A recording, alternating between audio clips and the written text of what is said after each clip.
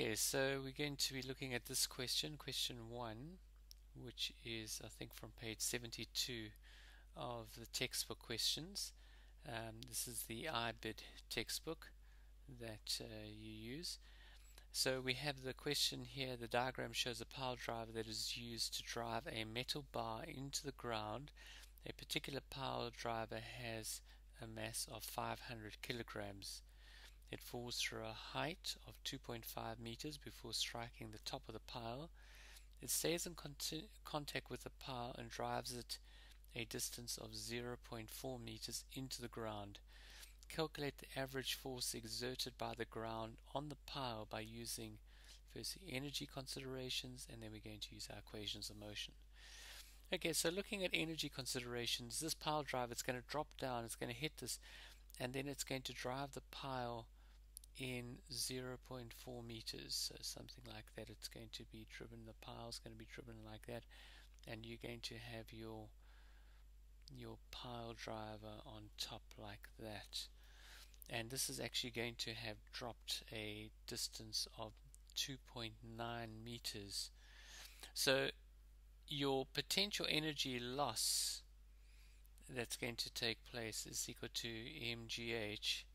That's going to be the energy loss, and that's going to be 500 times by 10 times by 2.9.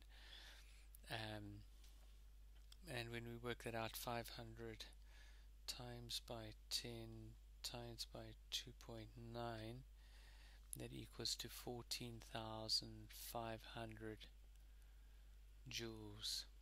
Now that energy is converted into work, and it does work. It has to do work in driving this pile into the ground, and therefore it has to apply a force, and therefore the ground is applying an equal and opposite force. So if we want to work out that force, that work that it can do is this 14,500. So that's the 14,500 joules, and that's equal to force times the distance, which is 0.4. So when I divide the 14,500 divided by 0.4, I get my force is equal to 36,250 newtons. And because these are all into two significant figures, I write my answer in two significant figures also. 36,000 newtons. So we have our force like that. Now we want to see if we can get the same thing using our equations of motion. So now with our equations of motion, we're going to look at this pile drive, and we're going to calculate the velocity that it has. Let me just clean up this diagram. We're going to look at the velocity that it has when it hits here. So as it drops down 2.5 meters. It will gain a velocity by the time it hits there. So let's see what that velocity is. Well, we'd use this formula: v squared is equal to u squared plus 2gs, because we know that's going to be 0, we know this is going to be 10, and this is 2.5. So v squared is equal to 2 times 10 times 2.5, and that equals to 50. So my v is equal to the square root of 50, which is about equal to 7.1 meters per second to the negative 1.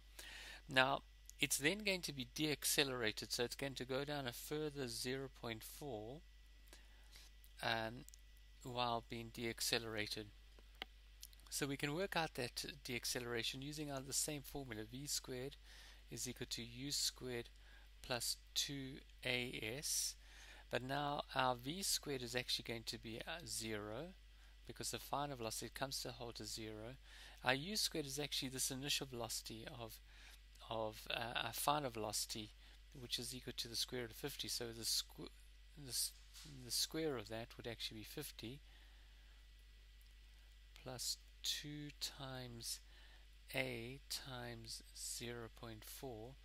So the a is actually equal to 50 divided by 0.8, which is equal to, let's just do that, 50 divided by 0.8 equals to 62.5